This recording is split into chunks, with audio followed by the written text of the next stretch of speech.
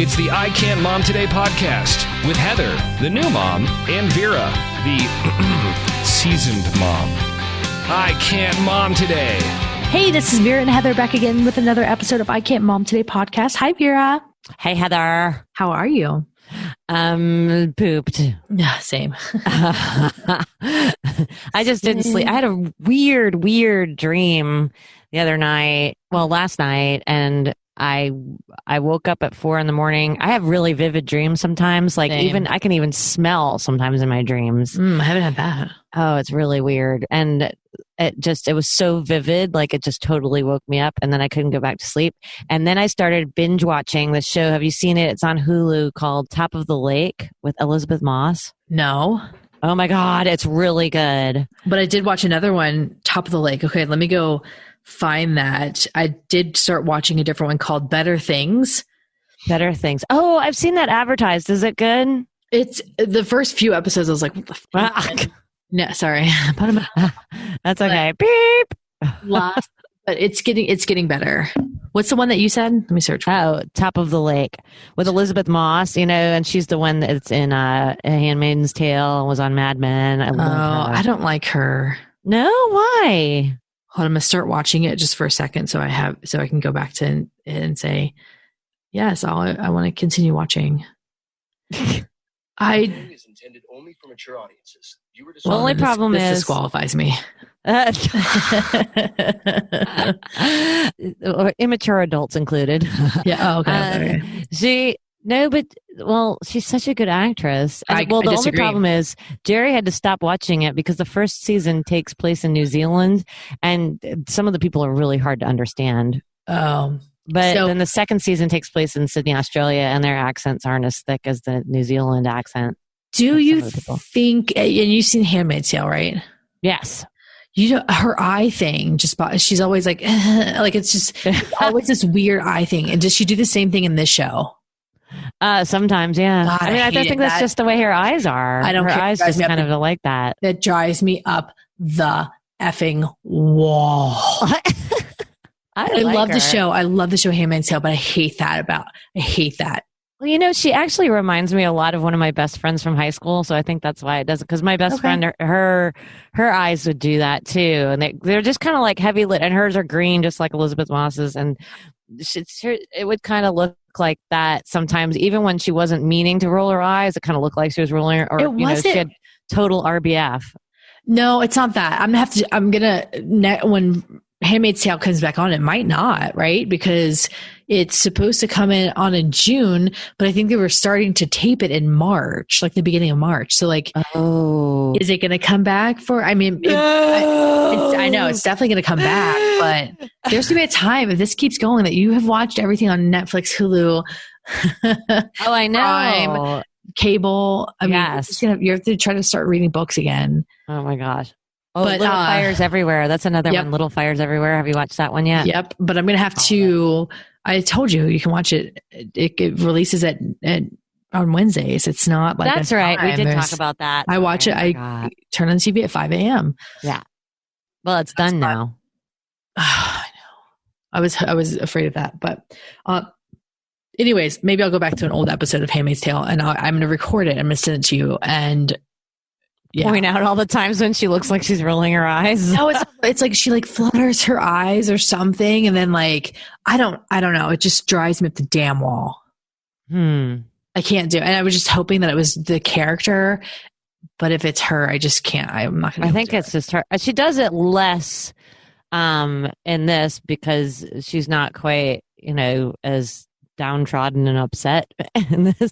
I mean, she still goes through some rough stuff, but her character is, obviously because of the subject matter. I mean, Handmaid's Tale is so heavy. This is less heavy. It's still heavy, but it's.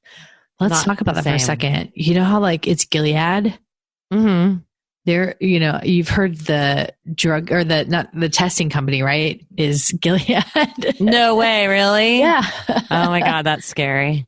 Yeah. So every time I hear it, I'm like, wait, what? Is this real?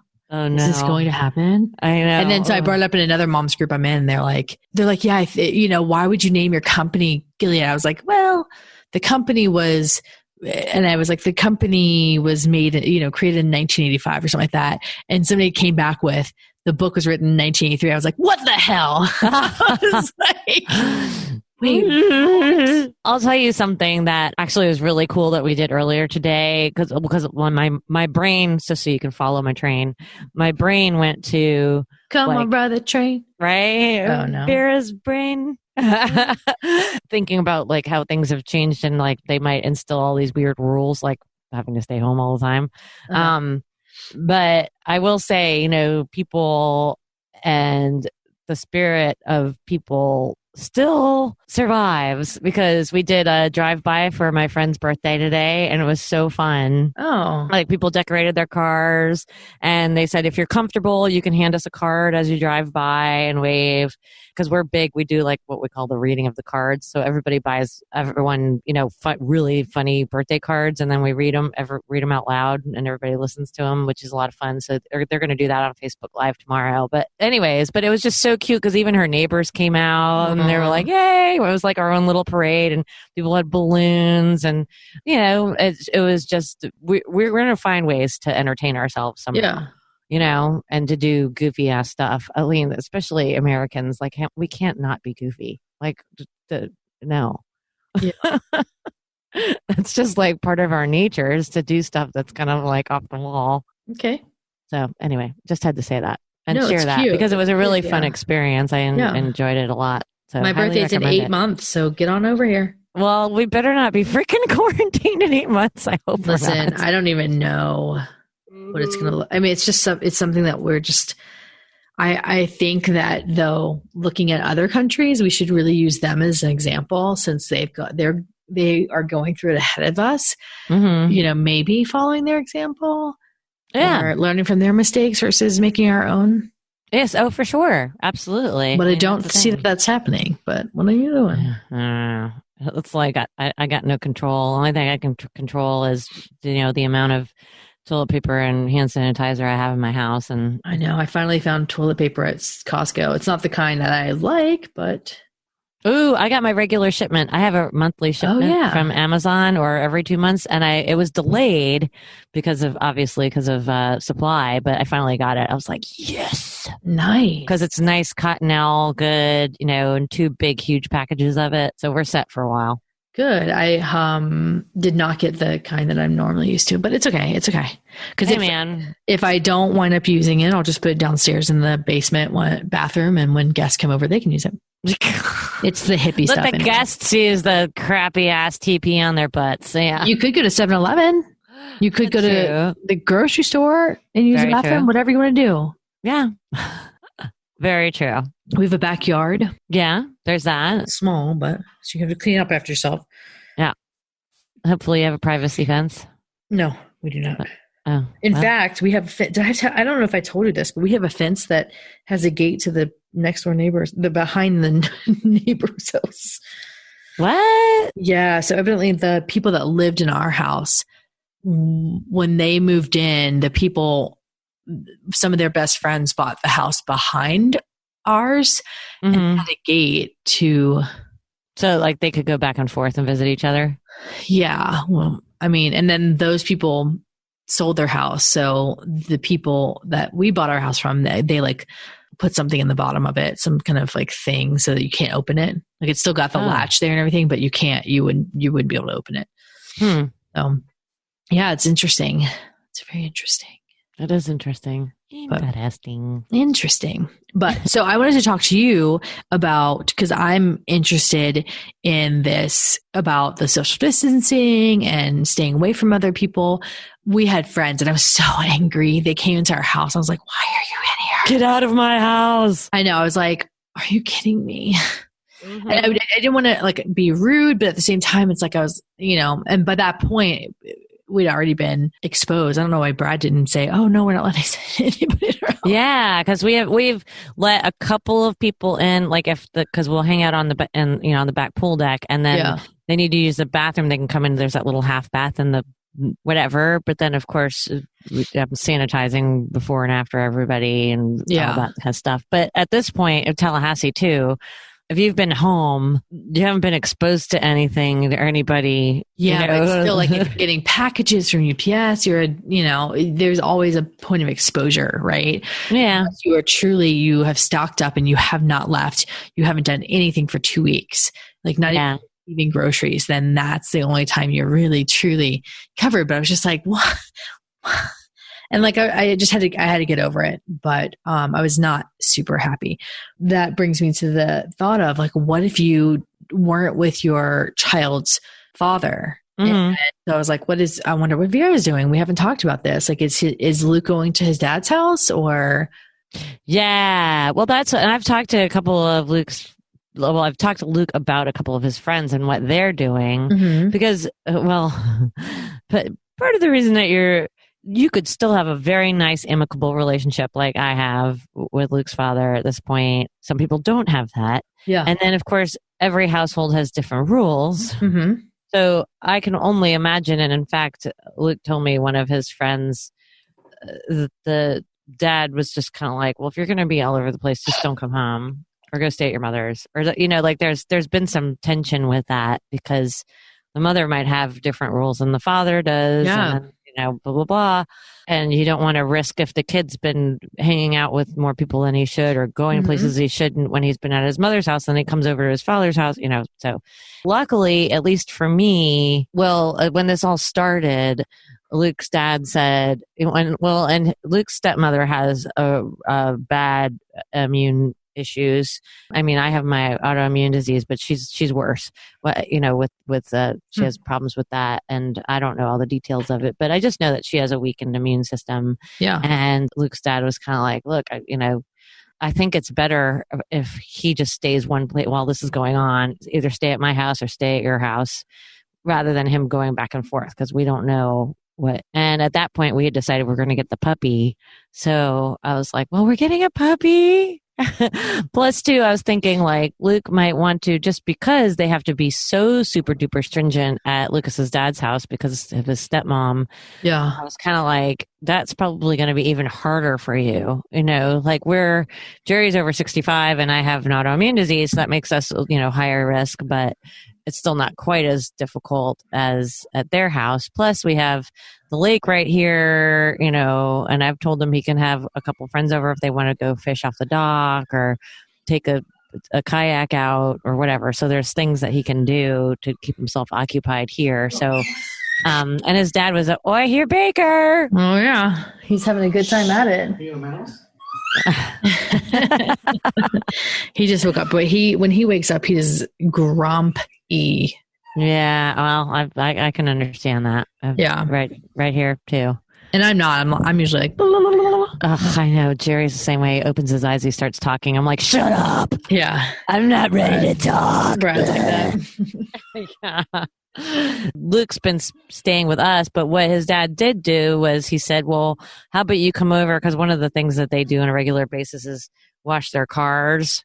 And his dad's got all this like fancy car washing stuff at his house. Mm-hmm. So Luke's gone over there a couple of times and they'll spend the day, they'll get like Chick-fil-A and then spend the day out in the yard washing cars. And then nice. Luke, and Luke doesn't go in the house.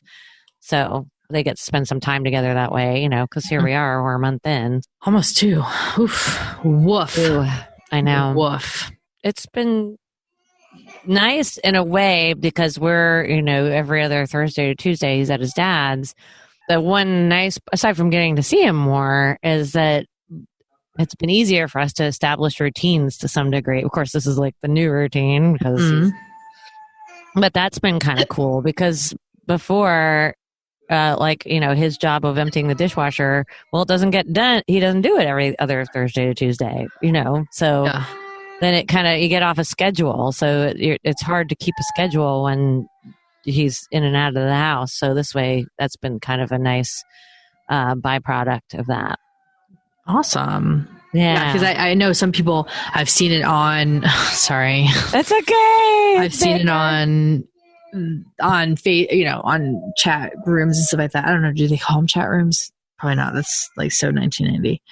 But on groups that I'm on social media, they, some people are like, well, my X, really wants to see him, but then like they are, going in and out. They're not social distancing, so I don't feel comfortable with it. And it's like, what does that look like for people, and how do you navigate that? Because like the court systems aren't really working at full capacity, so you can't just threaten to bring somebody to court, and then if you withhold them, and so there's just a lot going on, and that would be really hard to navigate. Yes, that would be super hard. Would use this as something spiteful versus actually looking out for the health of their child. Yeah. Well, and then too, you figure the kid, if, the kid goes like, say, Luke, for instance, he's over here, whatever germs he picks up over here, and it's we don't enforce social distancing, and he gets around all these other people, and then he goes over to his dad's, then that's not cool. He's bringing all those germs with him to his dad's, and his stepmom has a compromised immune system. Well, that's not cool. But some people are just, some people, it still amazes me. They don't seem to be concerned at all.